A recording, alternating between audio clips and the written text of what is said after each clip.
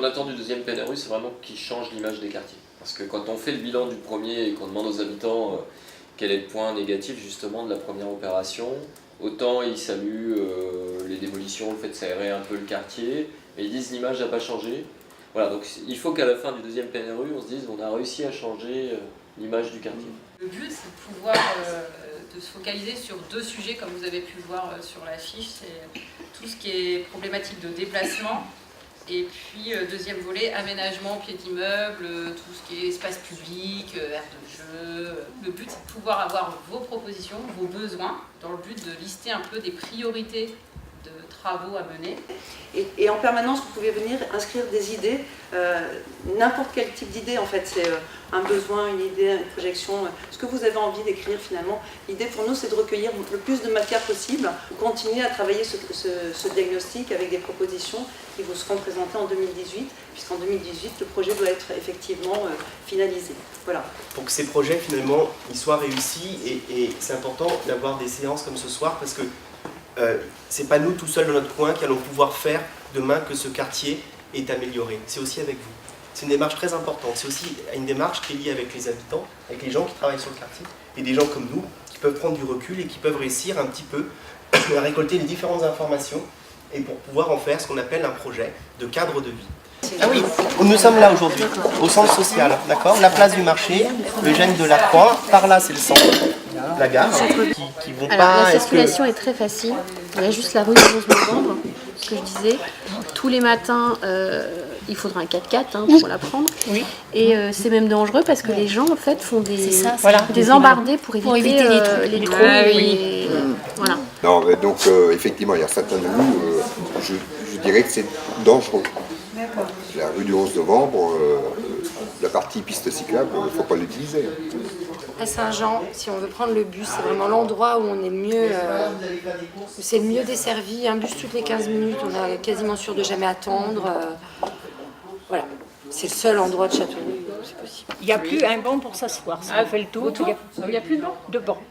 Avec des allées de bambou parce que c'est vert tout de suite et avec des bancs. Et ça a quelque chose de très zen. Ces allées fleuries aussi. Mais ça, mon fils qui a 13 ans peut emmener sa petite sœur en bas et y jouer, et puis moi je peux le surveiller de la fenêtre.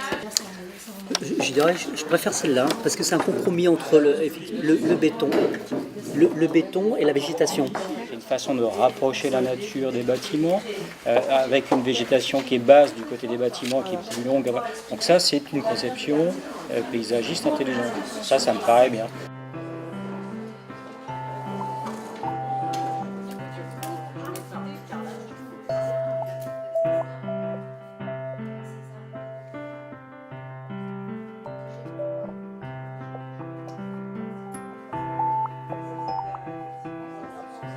Non, ça, franchement, au niveau des bus, il n'y a rien à dire. D'accord. Et mis à part ça, le bus, quand j'ai pas envie de prendre la voiture, parce que c'est plus pratique d'aller en ville, c'est excellent.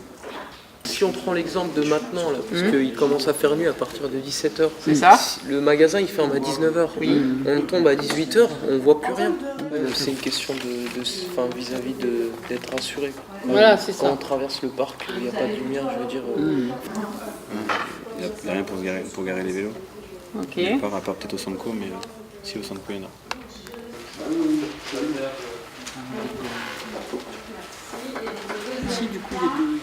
Monsieur, vous vous déplacez un petit peu dans le fauteuil, vous arrivez à vous déplacer facilement?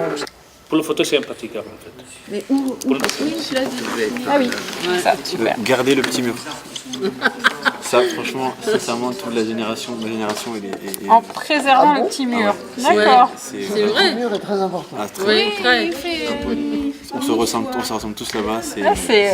Franchement, ça ferait du mal si je le voyais détruit. Il y a une pratique qui se fait, c'est le sport en extérieur. C'est du workout, on appelle ça. C'est simple, on a peut-être trois outils.